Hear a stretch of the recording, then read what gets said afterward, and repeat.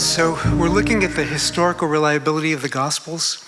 A bit of a change in topic, but actually the Gospels and Acts tell us about the work of the Holy Spirit, the coming of the kingdom that's already not yet. So knowing that they're historically reliable sources is important.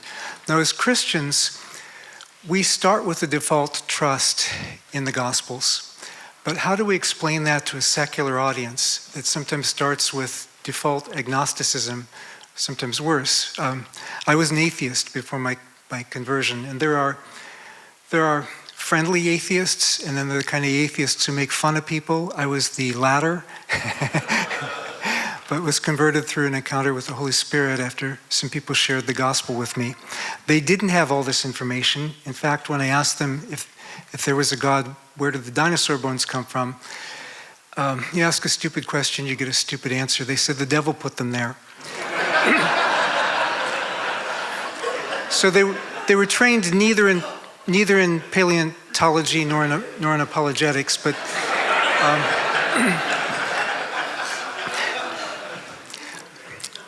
but they did give me the gospel, and then the Holy Spirit took it from there. But it is helpful. I struggled with a lot of questions after my conversion because a lot of things weren't answered on that day in particular.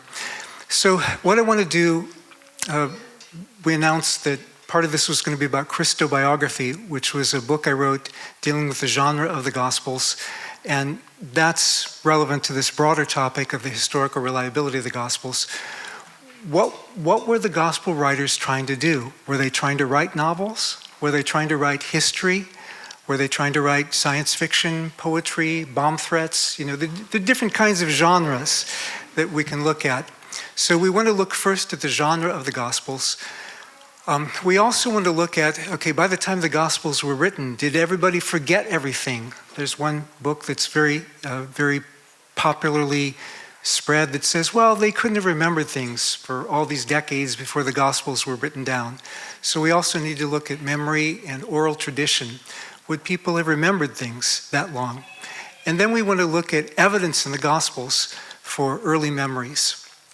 And then one of the major objections, it was actually the original objection to why the Gospels and Acts were not considered reliable, because like 1/3 of the Gospel of Mark consists of miracles, and 1/5 of the book of Acts consists of miracles.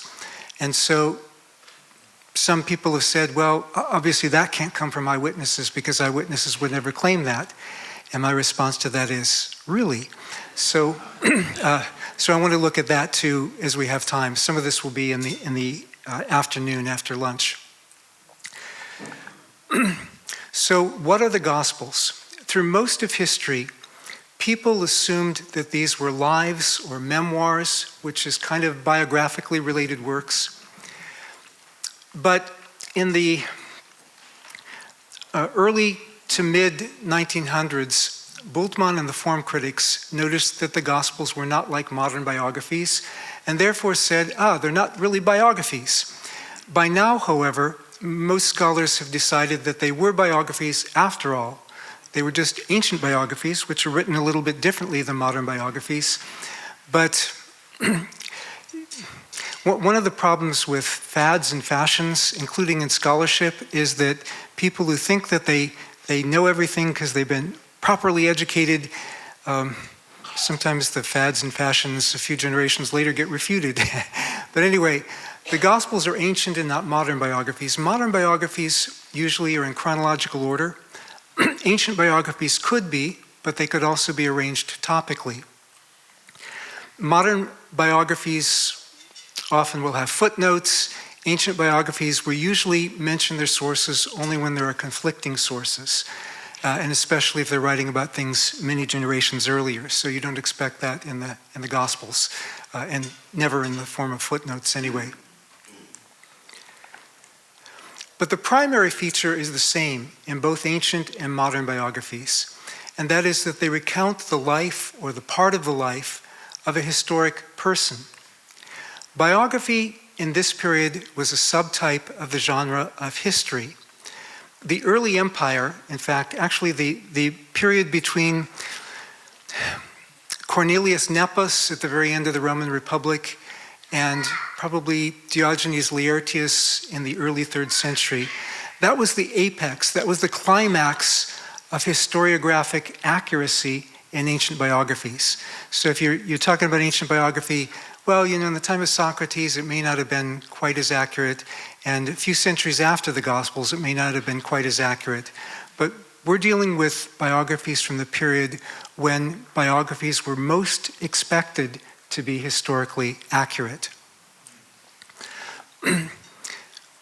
Also, the Gospels, unlike most ancient biographies, the Gospels were written from within the period of living memory, which is really going to affect how much credence we should give to how much they would have remembered.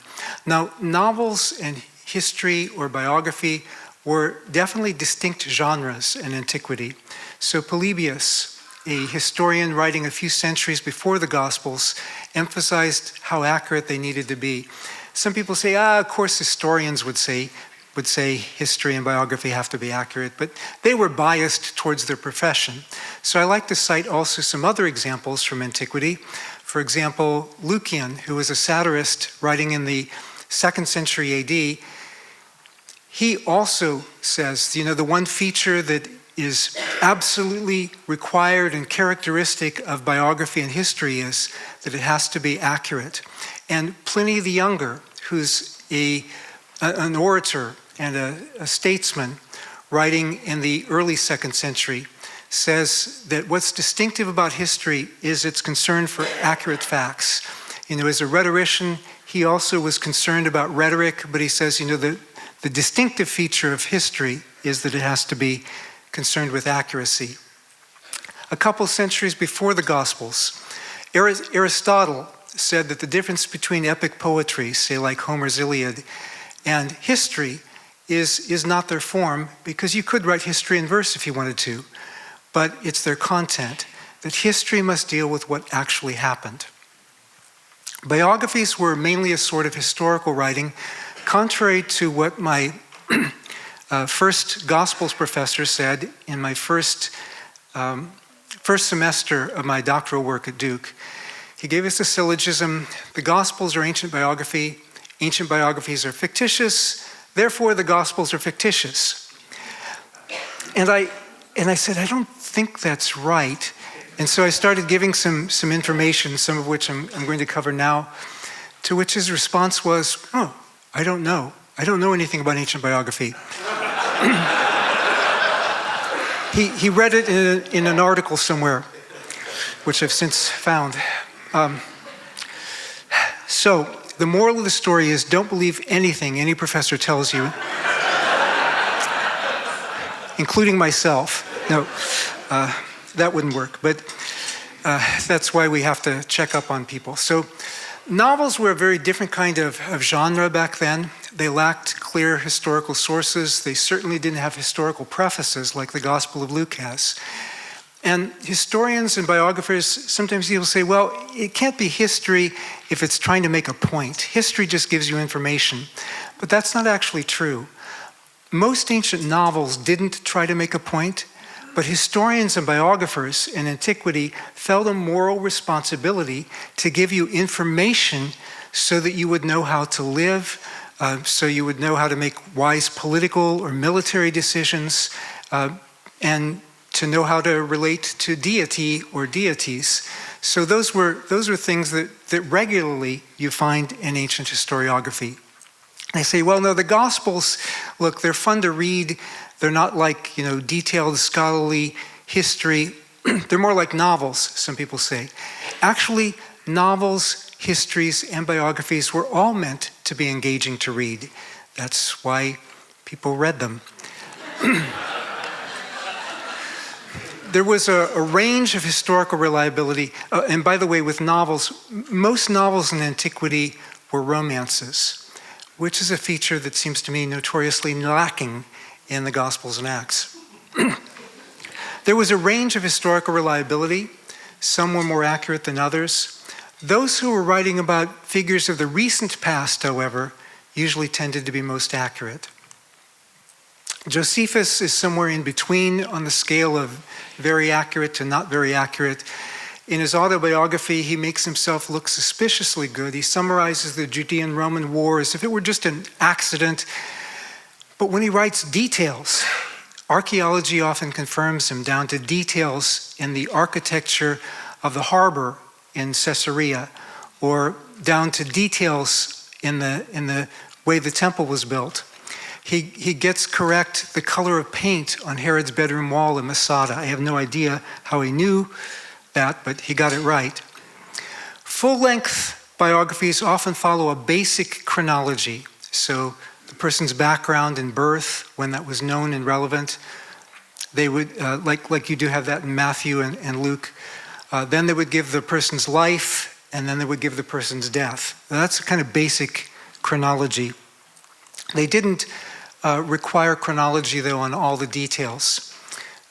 In contrast to the multi-volume histories that tried to follow chronology when possible, biographies didn't have to do that, especially biographies of sages, of teachers, because often people didn't remember, okay, this was said on this occasion, this was said on that occasion, this occasion happened here, and this occasion happened there. Those aren't the kind of details we usually remember. So when you see that Matthew and Luke sometimes have things in a slightly different order than each other, or Mark or John, that shouldn't surprise us. That's not something that was required by the genre of ancient biography. So when people say, they're inaccurate because of this, that's just nonsense. That's an anachronistic reading, trying to read the Gospels in terms of genres that didn't exist yet in their time. Some ancient biographers, like Suetonius, was especially topical. Philo, in his biography of Moses, rearranges Moses' plagues for topical reasons. So if Matthew sometimes says something in a different sequence from Luke, nobody would have expected otherwise back then.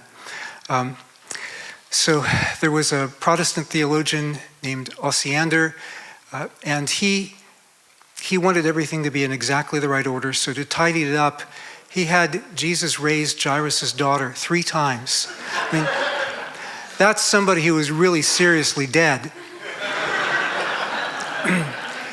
Calvin thought that was pretty extreme, and Luther was even more flexible than Calvin. But anyway, my first time through the Gospels, I didn't know all this. I'd just been converted from atheism. I got through Matthew. Hey, this is great. Got through Mark, and it's like, he got crucified again. How often is this going to happen?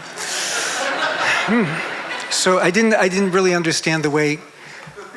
But our job isn't to figure out, God, you should have inspired it this way. Our job is to say, okay, God, you did inspire it this way. What can we learn from how you did it?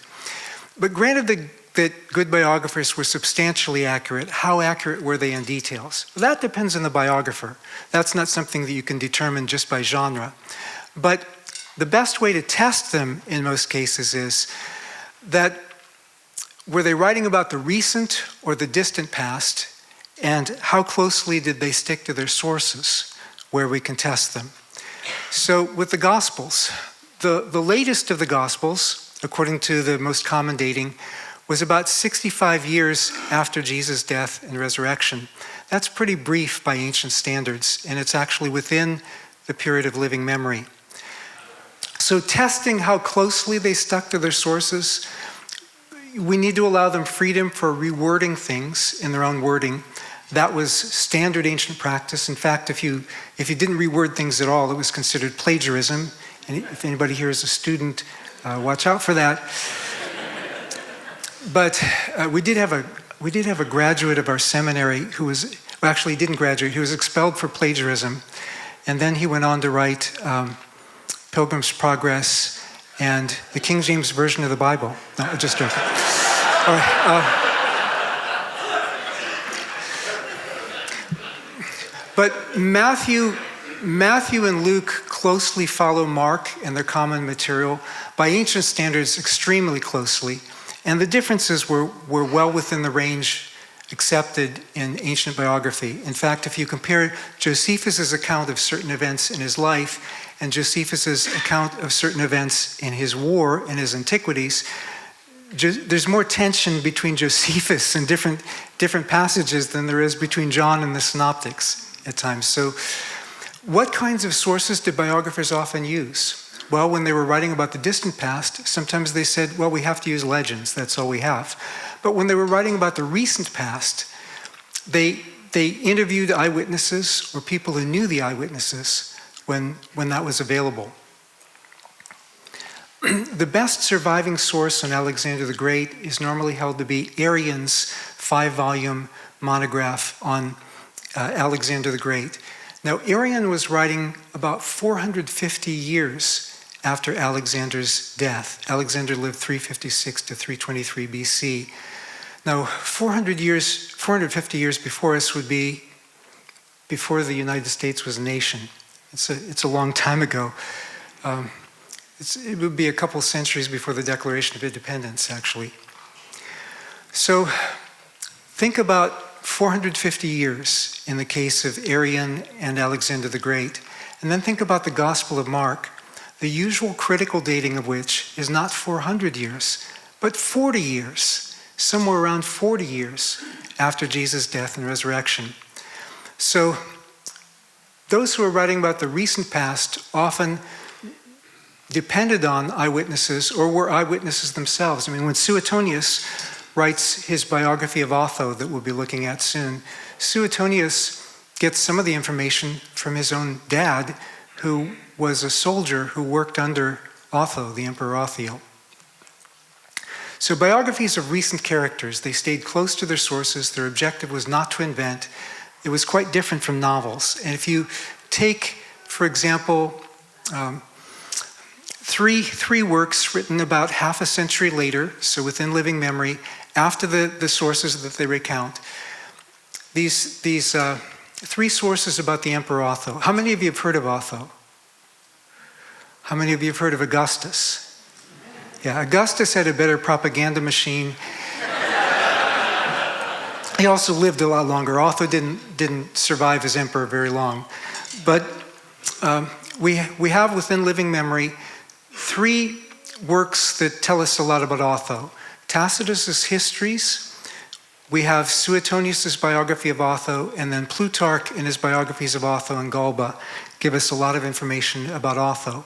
So if you compare them in parallel columns, I'm sure you can read the fine print here, and we could actually take up the whole day just going through some of these, but we won't.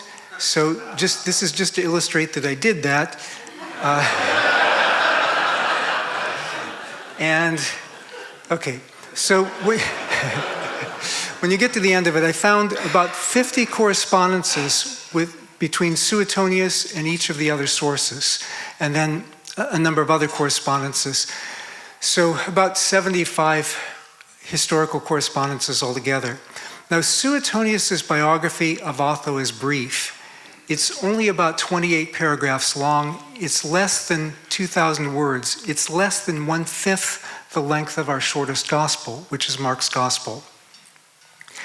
And that's significant because in this limited amount of space, there are about 2 historical facts per paragraph where we can confirm what Suetonius is saying based on other sources. What does that tell us? It tells us that a biographer like Otho wasn't making stuff up.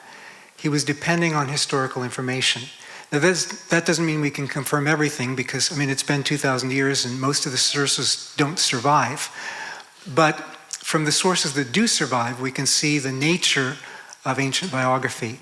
And this can be done and illustrated with other ancient biographies as well.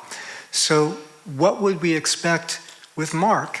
I mean, with Mark, if we're talking about, Mark being like over 5 times as long, just according to a purely secular historiographic method, we would expect at least 250 points of correspondence with the data there.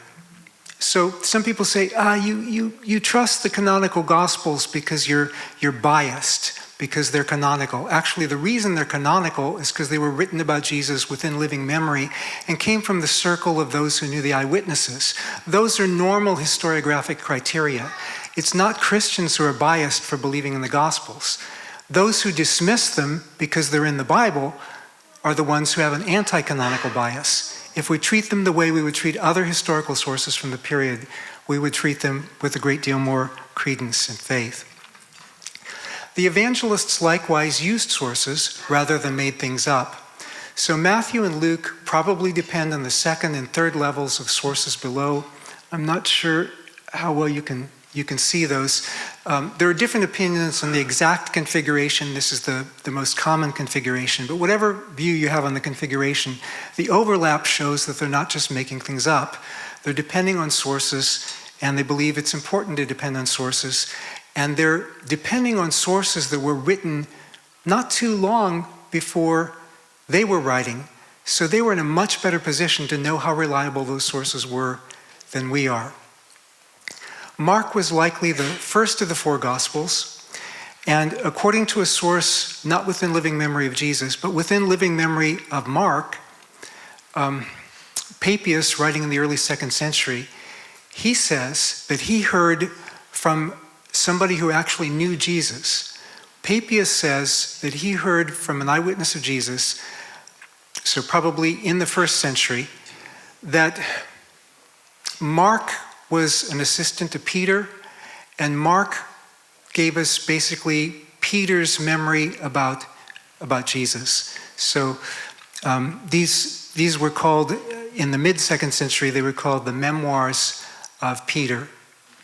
Now, I don't think that's his only source, because Peter was missing during most of the Passion. He followed part way, and then he ran off.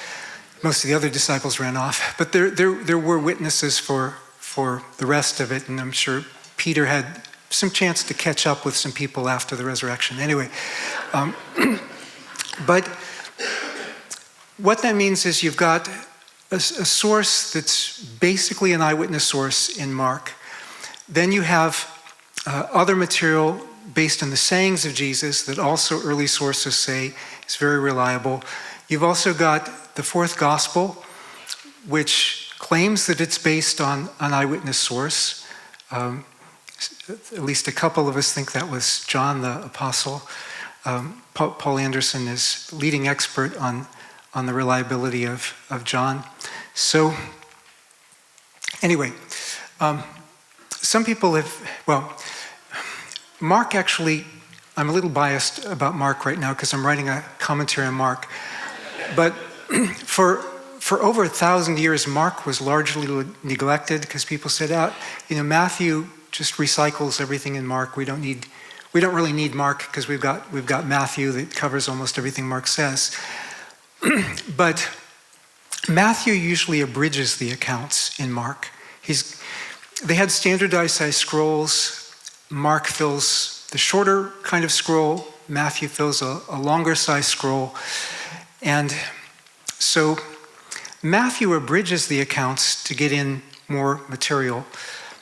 But Augustine said, no, Mark is just a condensation of Matthew, and so it's not, you can get everything you need from Matthew. So most scholars today, they'll recognize that Mark wrote first, and many of us at least believe that he was depending on Peter. There's a difference of opinion on that. But what about the so-called lost Gospels? Well, this is really a misnomer.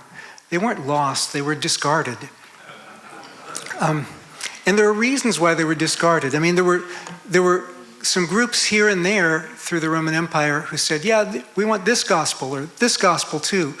But the mainstream of the church throughout the Roman Empire, from Irenaeus in France to Tatian in Syria by the late 2nd century, they all agreed there are 4 authoritative gospels. And what made them authoritative is they were actually from the 1st century. They're the only ones we have surviving from the 1st century. And they were all from the apostolic circle, either by an eyewitness or by somebody who closely knew an eyewitness. And they also include a lot of Galilean and Judean background that's very significant, which is not the case with the apocryphal Gospels and the Gnostic Gospels. The other things that tend to be called Gospels are really a completely different genre from the 1st century Gospels. So the apocryphal Gospels fit the expectations for novels. So they're narrative, like the original Gospels, but they're written way beyond living memory. They come from the heyday of novels, the late 2nd and early 3rd century. And there's nothing wrong with novels, but you just need to keep in mind that these are novels and not meant to be biographies. Likewise with the Gnostic Gospels. Most of the Gnostic Gospels aren't even in narrative form. They're collections of sayings. Now again, I'm not against collections of sayings. How many of you have ever read Proverbs? Nothing wrong with that. But these sayings were supposedly passed on secretly in Gnostic circles. And people who have to claim that their teaching was passed on secretly are admitting that this was not publicly available information or historically testable information. And most of the Gnostic Gospels include elements of Gnostic thought that can't be shown to exist before the 2nd century. So this is, they don't belong in the same category as the other Gospels. So just to give you an example from one of the apocryphal Gospels. This is the infancy Gospel of Thomas, not to be confused with the regular Gospel of Thomas. But Jesus strikes dead a boy who bumped him. And when the deceased boy's parents complain to Joseph, Jesus strikes them blind, which really annoys his stepdad. When another observer complains because Jesus made clay sparrows on the Sabbath, he claps his hands and the birds fly off. When a child dies accidentally and Jesus gets blamed for it, he raises the child to testify on his behalf. This doesn't sound too much like the 1st century Gospels, particularly when John 2:11 says, "This beginning of miracles Jesus did in Cana of Galilee." The reception of the canonical Gospels shows us that from very early, there were some books of the New Testament that were disputed for a while, but the canonical Gospels were not among them.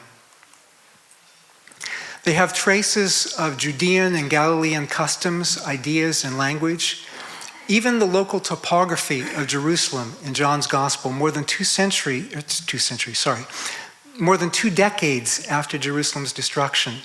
So the Pool of Siloam, the Pool of Bethesda, all sorts of things that archaeology is uncovering now, it fits what we read about in the Gospel of John.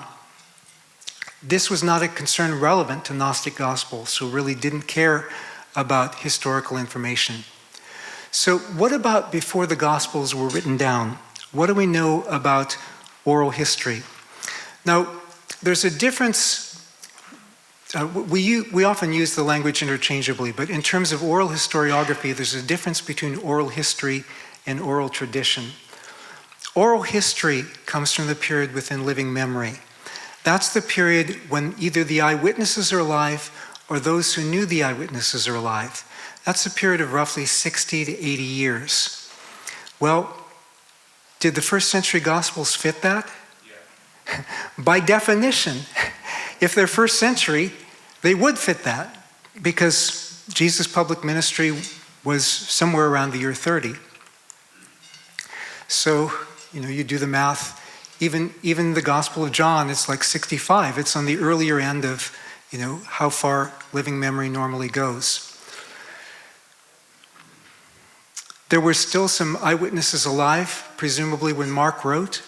If you date Mark around 70, I date Mark a bit earlier than that, but if you date Mark around 70, it's not too long before that when we know from Paul's letters that Peter, John, and James the brother of Jesus, were leaders in the Jerusalem church and still headquartered in Jerusalem at that time. So there were certainly eyewitnesses alive who could verify or contradict things. Josephus says, there's some people complaining about this, but they waited till after the eyewitnesses were dead to write about it. I wrote while the eyewitnesses were alive and could have contradicted it. Well, the Gospels are in that same kind of a framework. Papias is writing somewhere between, actually he's sometimes dated as writing as early as 108, sometimes dated as dated as late as writing around 140. But whatever date you give Papias says he got his information earlier. He got it from an eyewitness of Jesus. And so within living memory of the writing of Mark's gospel, he gives us information about that. He says that Mark was Peter's interpreter. He didn't follow Jesus directly, but he followed Peter, who followed Jesus. And Papias is actually probably complaining about Mark, saying, no, we like the oral tradition better. But the information he gives us shows that it should be reliable information by the standards we normally use for historiography. I mean, reliable as best as we can get for ancient sources. Luke 1:1-4 tells us much about the sources available to Luke. In verse 1, he tells us that many had already undertaken to provide an account of these things. Verse 2, he tells us that these are oral sources going back to, there were oral sources going back to the eyewitnesses. Verse 3, he may say he confirmed this with his own investigations. Actually, that's how the translations usually put it. The Greek phrase, based on ancient prefaces of historical works in antiquity, may mean not just that he investigated, but that he had thorough acquaintance with it. This was something he knew firsthand. Obviously not, the empty tomb or things going back that far, but we do see in the book of Acts he was around for some of it and was in touch with the people who were there firsthand. And also we see that Luke couldn't fudge. He couldn't just make things up because the material was already widely known in the early church. How many of you were here for my paleobotany lecture last week? You don't remember? I saw you. No, see, I can't persuade you that you were here and you heard something that you didn't hear. By the same standard, Luke couldn't persuade Theophilus, okay, I'm confirming what you already know, if these weren't things that Theophilus already knew about. This was material that was widely circulated already in the early church by the time Luke wrote. Most scholars date Luke between 60 and 90. There are some who date him later. You can't really date him earlier because the book of Acts ends somewhere around the year 60, 62 or so. But by the time he writes, he says many have already written accounts of this. So that includes Mark, probably includes some material that's shared between Matthew and Luke, but it's not just even two sources. It's a number of sources. And that means that many had written about Jesus' life and teachings already within, and I'm taking a median date, about 45 years after the events. Now, I don't know how many of you here were around 45 years ago. I was. Anybody else? Is there anybody here who knows somebody who was around 45 years ago? So what if somebody told you that nobody could remember things from 45 years ago? Would that be credible to you? But that's how a lot of more skeptical New Testament scholars take the information. They say, 45 years, nobody could remember something that long. Well, I beg your pardon. Like, what sort of events were happening 40 or 50 years ago? So, was Jimmy Carter ever president? Was Ronald Reagan ever president? Of course, today we have photographs, we have videos, and so on. But if we didn't, surely somebody still remembers these kind of events. I remember when I was an undergraduate, I still had hair. Not all of us were permanently bald.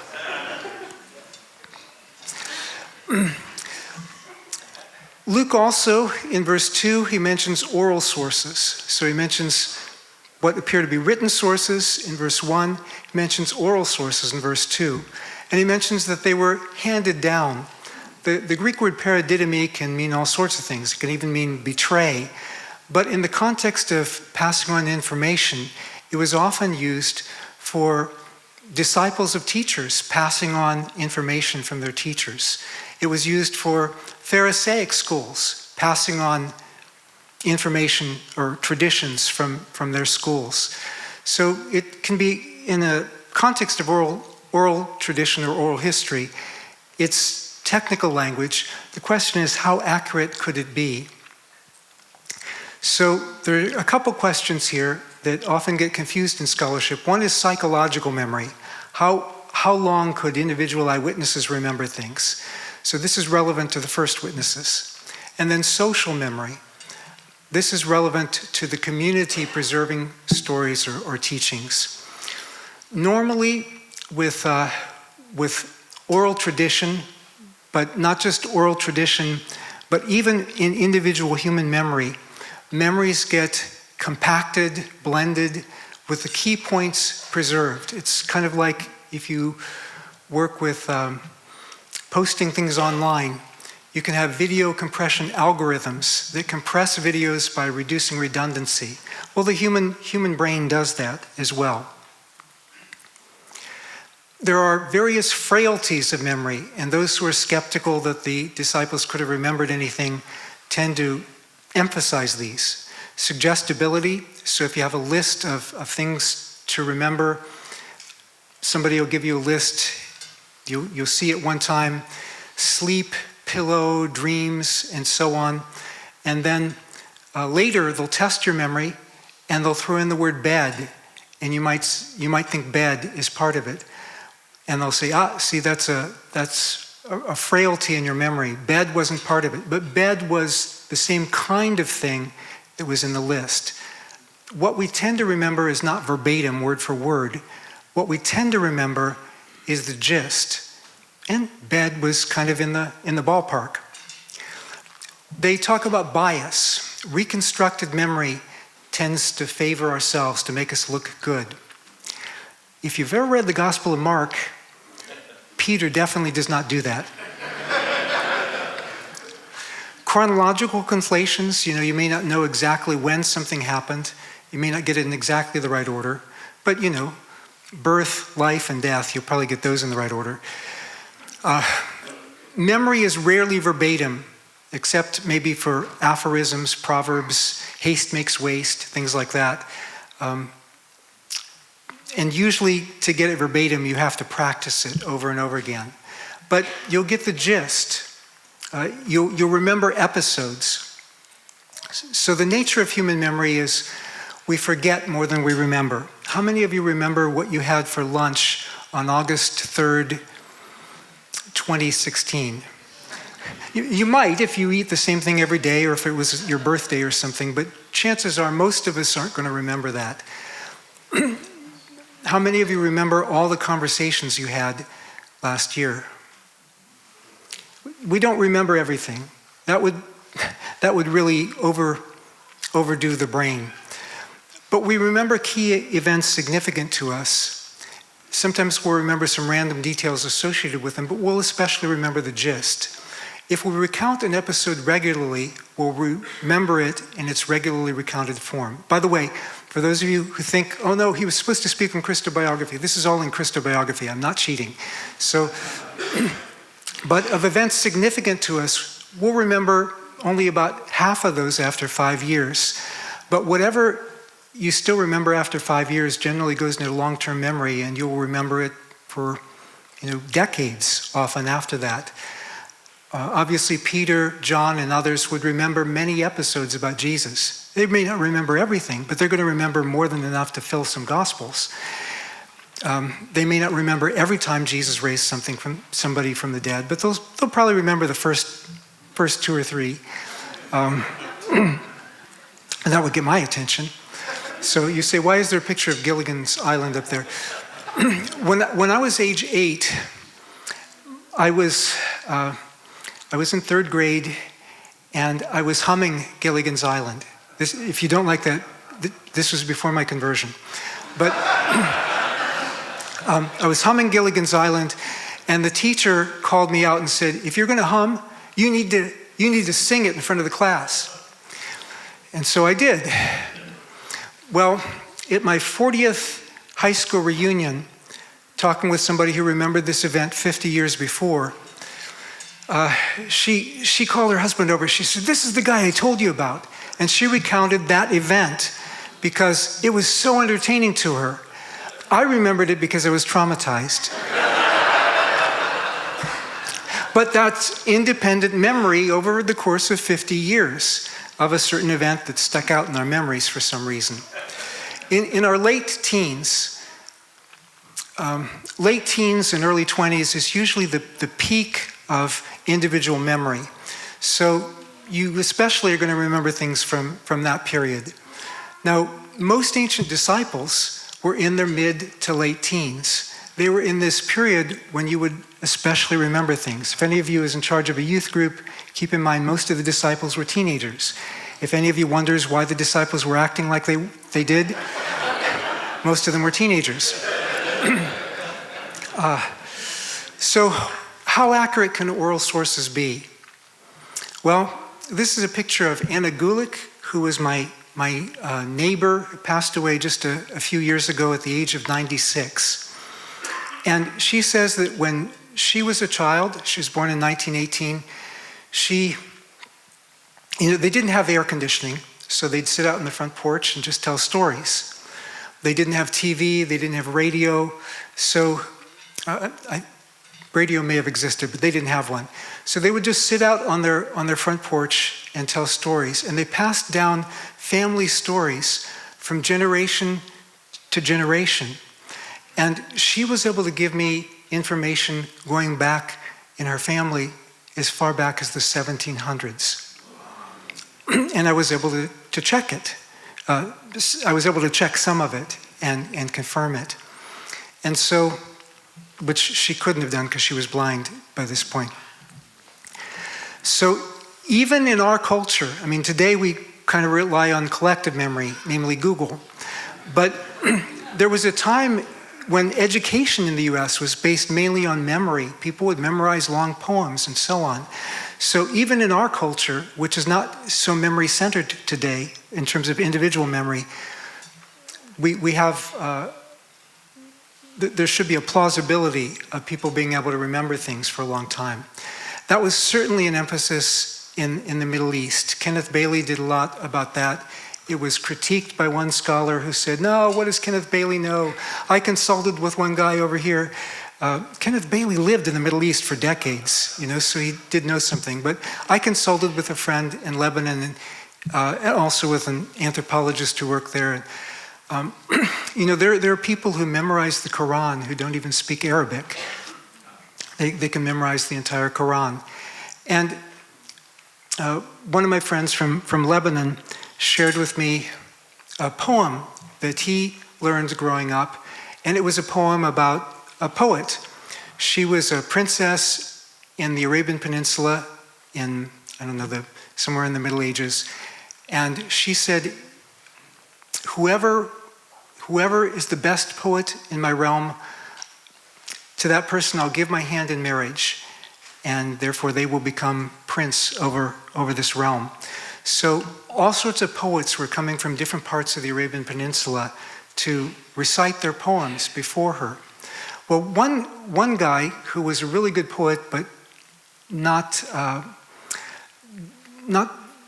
very discreet in how he chose his friends anyway, he was traveling with another poet, and the other poet said, oh, let me hear your poem.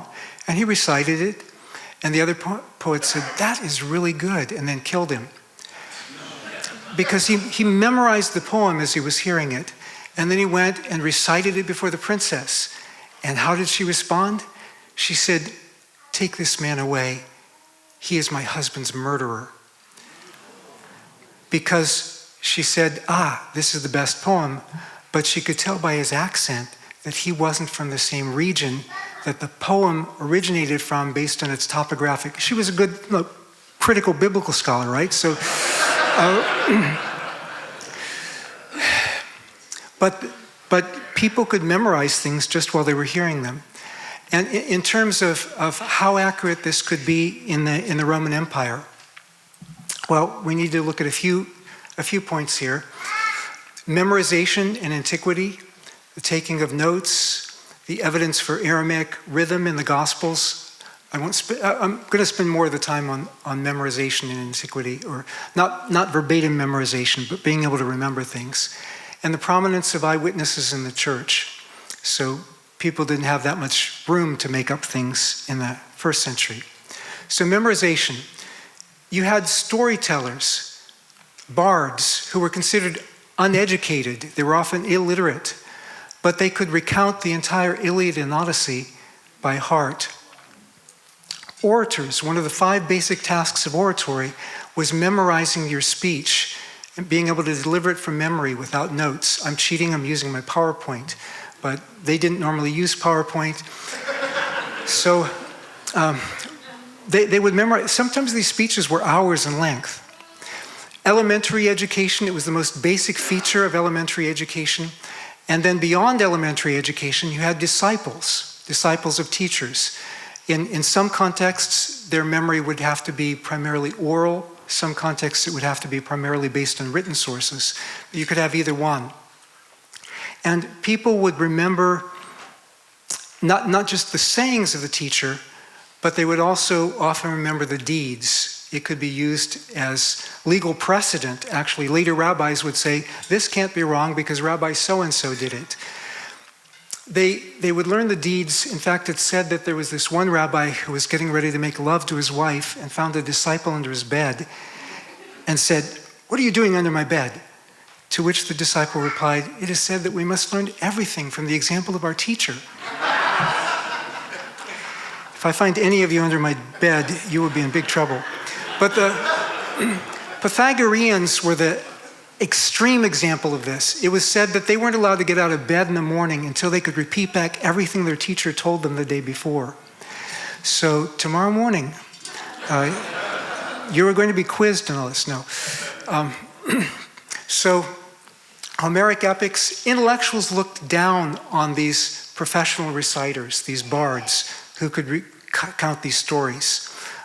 Giving an example of carefully trained memories, Seneca the Elder, if you've heard of Seneca the philosopher, this was his dad. He says, when I was young, my memory was really good, but now I'm old and so I can't remember things as well.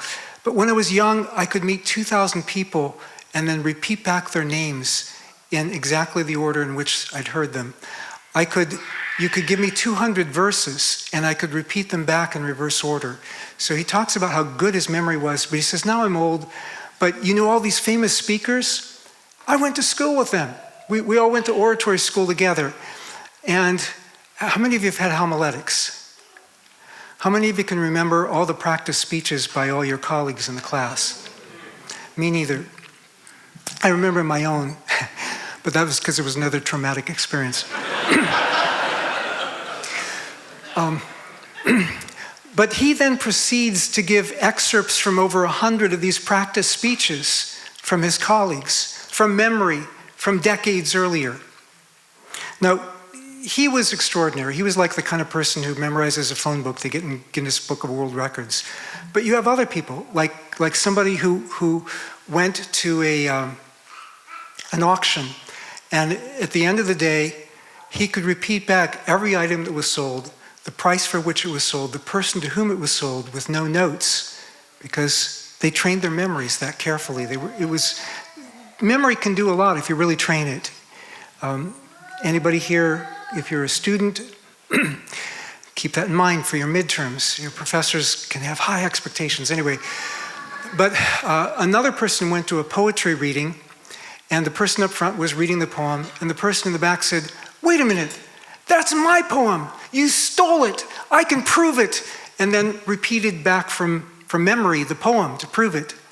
And while the person up front was so discomfited, the person in the back said, "Just joking.